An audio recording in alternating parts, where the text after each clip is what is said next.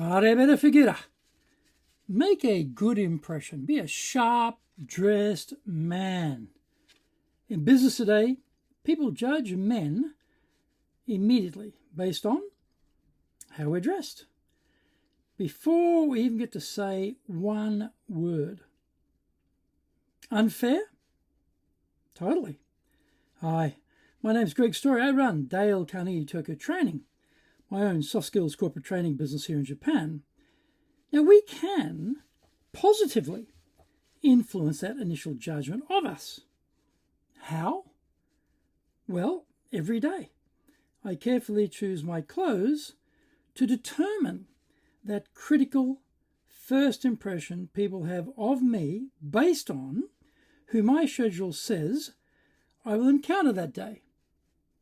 What do you do? Know the rule. To break the rule, classic menswear conventions number 61. Don't wear square-toe shoes for business. For casual occasions, they may be a great look, but for business, they are too much. Go for orthodox shapes rather than fashion shapes would be the guide for what you wear during the week. On the weekend, you can go for it and screw up as much as you like. Today's scent, Acqua di Gio from Giorgio Armani, 1996. So this day, I had all internal meetings with my heads of marketing, training, administration, and sales. I had lunch at the Tokyo American Club, 1928, in Azabudai. I frequent the club to bump into clients, and at lunch I ran into Christian Bordeaux, who was my guest on episode 158, and Paul Goldsmith, who is guest 43 on my podcast, Japan's Top Business Interviews. I felt I could pretty much suit myself this day, and I always want to try new combinations. And so I chose my Brioni 1945 light grey summer suit with a subtle window pattern through it, which has a 3 roll-on 2 buttoning arrangement, notched lapels, side vents, barchetta breast pockets, 35mm double cuffs, flat pockets, and I wore over the calf grey socks. The light blue shirt was from Abelard, 1922. The white and blue striped tie was from Hardy Amy's, London, 1946, tied in a double Windsor knot. And here's how the whole ensemble came together. So the cufflinks were blue and white to match the tie and were from Barney's, New York, 1923.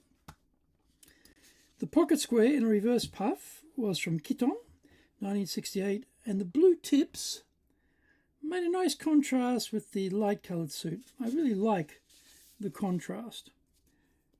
The pen was my black and gold Montblanc, 1906. The wide gusseted business card holder from Longvon, 1889, which can take a lot of Meishi business cards and is what I need given all the networking events I attend. The watch was my vintage gold 3000.2M model Gucci 1921 with a very simple black dial. The burgundy alligator strap is able to be swapped out for my black alligator strap when I need to do so, thanks to the Jean Rousseau Paris 1954 customization. It means I have two variables for when I wear this watch rather than having to have two separate watches, which appeals to me no end. The high shine shoes were dark brown, Vigano calf, Carmina, Mallorca, 1954, toe cap Oxfords with a swan neck design, the rain last J.R. Redenbach soles. Stop wasting time and resources on trial and error. Professional development.